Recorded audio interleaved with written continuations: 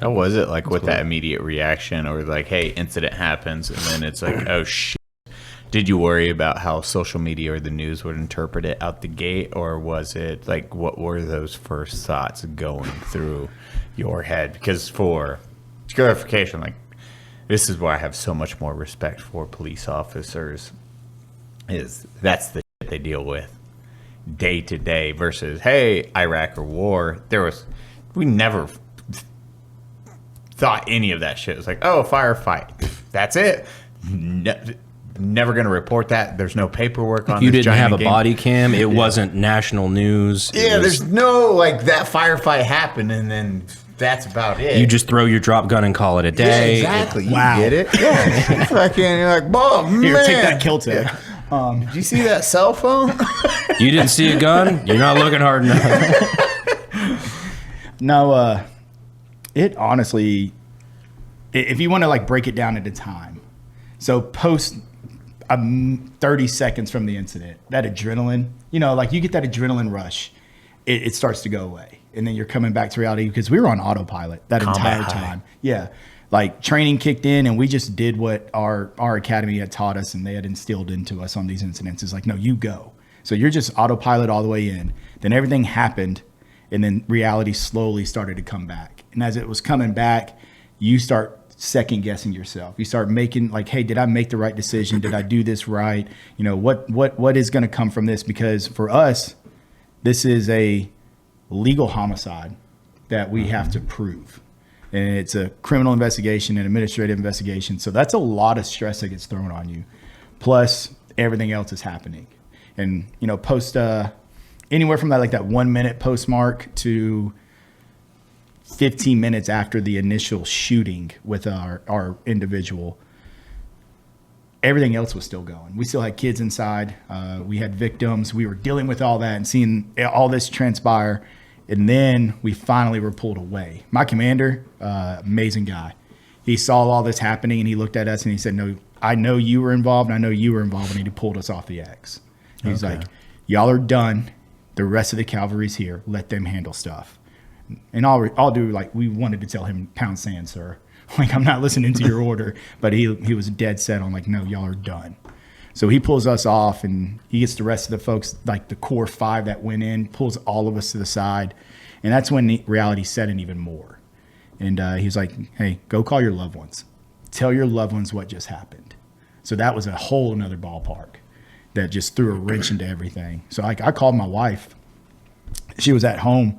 And when I called her, I told her, I was like, hey, I can't talk right now, but I believe I just shot a little 12-year-old boy. I will call you when I can. And that hurt. Yeah. Because I hung up on her and didn't talk to her for hours. Because, again, this is an investigation. So we get pulled to the side and we just stand there, like standing around just staring at everybody else doing work, and we can't do nothing. And a lot of the times, I don't know, for the listeners out there or anyone that's never been in that situation, it is the chaos that happens in that split second. It feels like a lifetime, and at the same time, you're processing probably, hey, I engaged. Okay, there. Well, let's see the target, and then it's gone out of your brain as you're coming down from the combat high because adrenaline training takes over. You've engaged target, down target, boom. Okay, they're good, but then you start processing. Like you're like, I think I just killed the 12-year-old. Yeah, kiddo. I don't actually know. Wait, what the going on? And it is good that he brought you guys together as a unit because then you can kind of talk about it at least, or start processing what happened together, which is super important. Yeah. There's actually a clip that we saw on one of the other officers' body cams afterwards outside that just mistakenly captured us as he told us to, like, hey, y'all break away, go stand over there, call your loved ones. And this body cam, as like they're turning and looking at us, it catches us breaking.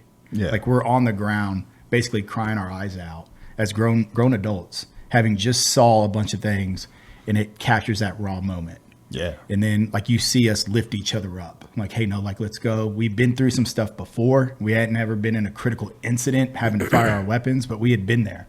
we'd hit doors together. We had bought dope together, done some crazy things, gotten the foot chases. That was for police action. police Bought work. dope Yes. together, Yes. not as a Legally. homie hangout. Yes. No, this was after hours. Clarification: we bought dope together. The right way. But we had all been there for each other. So like we had that comfort until we could, get home and spend time with our families. But yeah, I mean the body cam helped us a lot. Like that's the shocking thing. And you brought it up. Like there was bits and pieces post this incident that I don't remember. And then when they started playing the body cam, I was like, okay, I remember doing that. I remember this. Like I distinctly remember standing there in the living room with my wife and the TV was on and they were playing the body cam for the first time. And I looked at her and I was like, I don't remember saying that. I don't remember doing that. Okay, I remember that. And then I was like, and that's when that happened. And it cleared all that fog. That fog of war is a real thing. So I will say, like, to give you praise and not make it weird right immediately, but it was a breath of fresh air to watch that body cam footage, because this was pretty fresh after, not immediately after, but it's still pretty fresh, everything that happened in Uvalde. And that's local to us, like that's around our community here. And to watch a night and day comparison of where something went horribly wrong and things were completely mishandled versus textbook, you guys did exactly what you were supposed to do. It was violence of action. Yeah. Love it. It was great to see. I give that kudos to our training academy. Like no lie whatsoever. Like they instill this to us, and that's where it all paid dividends. The constant, hey, we're gonna go train this, we're gonna go do this, and then our SWAT guys and girls, like them coming out and putting on active killer training or teaching CQB to us. That is what just that autopilot, that muscle memory is a real thing. We just did what we were taught.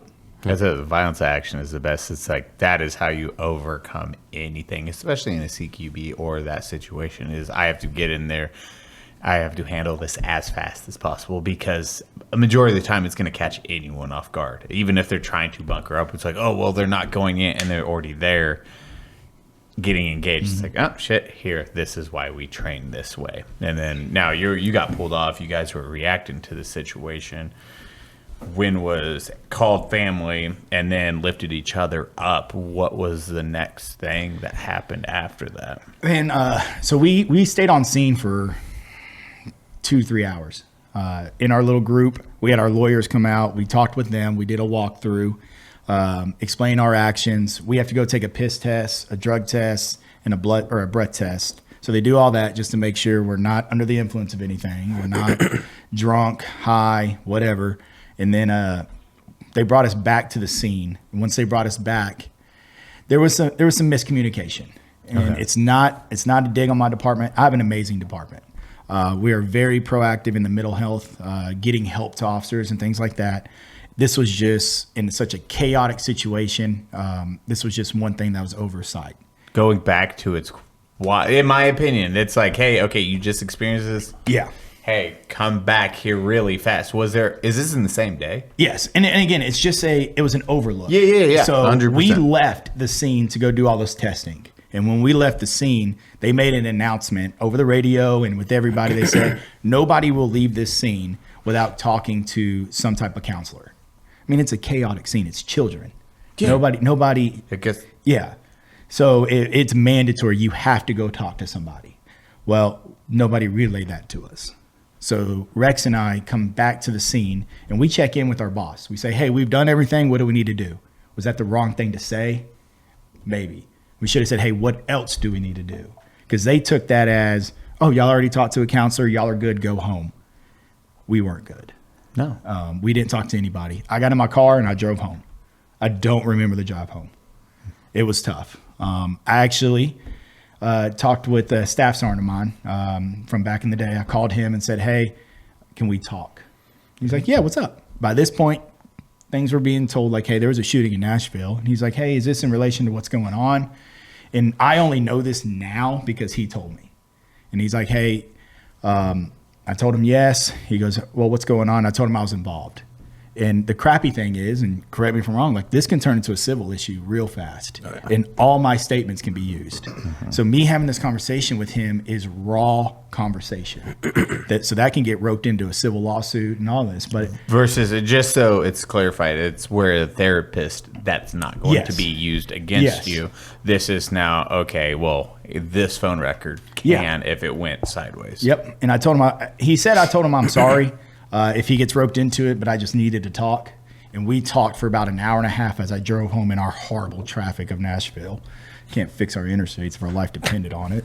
Oh, trust me, San Antonio, we get it. Yeah. Y'all might be worse than us, but no. 1604. It took a couple hours. I get home, and my wife was at home.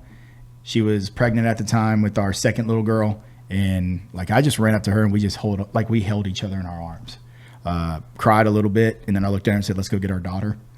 We had a 4-year-old at the time, and that was another mistake. We should have never done that. I wish our department would have sent somebody to get our daughter, because we drove back to that, or we went to the daycare to get our daughter, and it put me back in that world. Oh, yeah. And that was a big mistake, and I just ignored it because I was being selfish. I just wanted our daughter with us. You're and being a guy I that- ignored the signs. Literally a dude and everything that you've been predisposed to, or that idea of growing up. It's like, hey, handle it yourself. Yeah. Push it down. You got this. All the bad mental health shit that usually gets Yeah. told to you as a dude. And unfortunately, this is where it kicks you in the ass. Yeah, it failed. Like we failed on that. But I'll tell you, man, within 24 hours, our department realized that we hadn't talked to anybody and sent counselors to the house and talked with us. Made sure we were good. And honestly, like I've gotten the help.